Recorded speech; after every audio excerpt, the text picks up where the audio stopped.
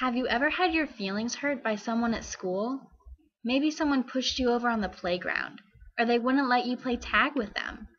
Or maybe you dropped your folder in the hallway and your papers spilled everywhere, and everyone just stepped around you instead of helping you pick them up. When I would be in these situations at school, I felt sad and lonely, and I would wish someone was there for me. On the other hand, when I would help someone who looked like they needed it, it made me feel good to make someone else happy. As I got older, I learned that this is a continual trend. When I was nice to people, they were nice to me back. After realizing this, I knew there was one thing, one message I wanted to show through the way I live my life. My message to you is about playing pretend. It's about playing a game of telephone. It's about knocking down dominoes. But mostly, this message is about being kind. To be kind is more than just being nice to people. It isn't only about not calling someone names or not knocking their books out of their hand. It's about being considerate and helpful. Kindness is also about caring for other people. It's important to think about others' feelings before you decide to act the way you do. Think about how your action might affect others. Suppose you have a pet dog or cat. When you show that you care for your pet, you play with it, you feed it, you pet it. If you decided not to do these things, your pet would be sad, right? It would miss your attention and would miss the care it gets from you. By taking care of your pet, you show it how much you like it and appreciate it. It should be the same way with people. Let others know that you appreciate them by treating them with kindness. This doesn't only apply to people you are already friends with. Try treating everyone like they are your friend. If your friend fell down, would you help them back up? Be the friend you would want to have in your life. Be as nice to others as you would want them to be to you. One of my favorite games to play when I was your age was pretend. I would wear a pretty dress and big jewelry and be a movie star, answering interview questions for a magazine. Or I would put on an apron and be a chef in my little play kitchen, making meals fit for even the pickiest eaters dining in my restaurant. Sometimes I was a teacher, and my little sister would be my only student, eagerly learning how to add, how to subtract, and how to read. I love to put myself in other people's places, acting how I suppose they would act in certain situations, and dealing with all of the problems that I suppose would come along with whatever role I was playing. Maybe one of my diners was allergic to almost everything I had in my restaurant, or maybe my sister was being a disruptive student. Although I knew they were fake, I challenged myself to figure out how to overcome these obstacles and make everyone happy. Have you ever pretended you were someone else? Sometimes it's hard to think about what you would do if you had to pretend to be someone you're not. For example, imagine that you work at a grocery store and you see someone struggling with reaching for a carton of ice cream on the top shelf of the freezer, but you're on your break.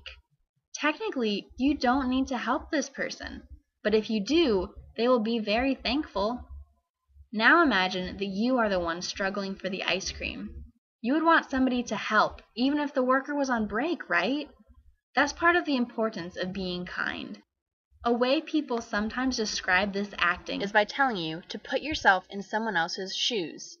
What this means is to act like you're someone else. Pretend you've put on their shoes, and now you need to walk around and pretend to be them. You walk, talk, and act how they do, and everyone pretends you are this person. Would you want to be put in the shoes of someone who gets made fun of? Probably not. So the next time you see someone being bullied, or maybe you're about to say something mean to someone, think about how you would feel if you were in their situation, and try basing your actions on that feeling. What comes to mind when you think of the color gold? Do you think of a first-place gold medal? Do you think of expensive jewelry? What's known as the golden rule is just as notable as either of these items. This rule says that you should do unto others as you would have them do unto you. It means to treat others how you would want them to treat you. Would you want somebody to push you down on the playground or to make fun of you? My brother got glasses when he was in 3rd grade, and I would call him Four Eyes, as if his glasses were a second pair of eyes that he needed to see. It was true that he did need his glasses to see well, but I could tell it made him upset when I would call him that. Then, when I got glasses, he started calling me Four Eyes, just like I had done to him. And you know what? It hurt my feelings. It made me feel bad about myself and about my glasses. I suddenly understood the concept of treating others how I wanted to be treated. I had been mean to my brother, even though I wouldn't have wanted him to make fun of me. Then he treated me the exact same way I had treated him, and I could feel the same hurt that he had felt. I apologized to him for calling him names, and he apologized to me too. We agreed to act how we would want each other to treat us. The golden rule is a trade, like if you and your friend were to swap your jump rope for their kickball at recess. If everyone is following this rule, then when you are nice to someone, they'll be nice to you too. When you help someone, they'll take care of you right back. Your actions will be reflected back to you, like you're looking in a mirror.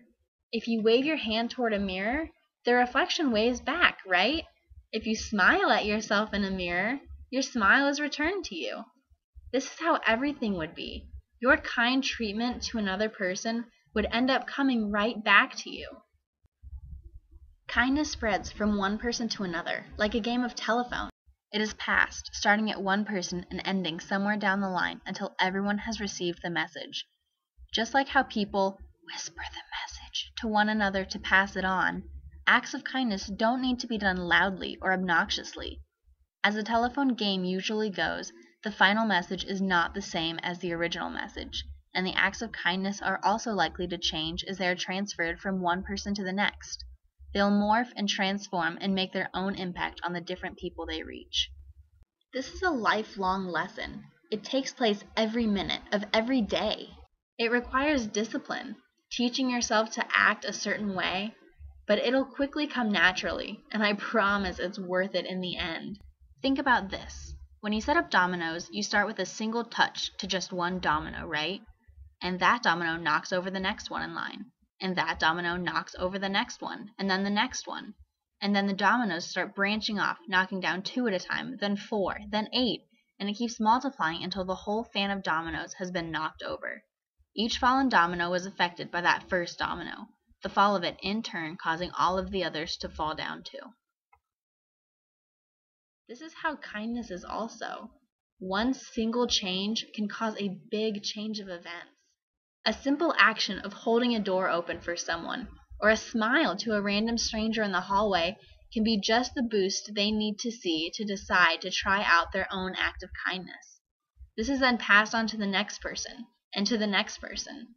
It stretches across the population, just as the dominoes stretch to reach the corners of the triangle until everyone has been touched by someone before. Doesn't a world where no one gets hurt sound like a nice place to live? So here I am, knocking down the first domino, and all of you are the next dominoes in line. Now it's your job to pass on my message so everyone gets to hear it. So reach out and be the friend that someone needs. Follow the golden rule of treating others how you would want them to treat you. Put on someone else's shoes and pretend to be them for a day. Play that quiet game of telephone, and the domino effect will continue as the message is spread to the world. But among everything else, remember to be kind.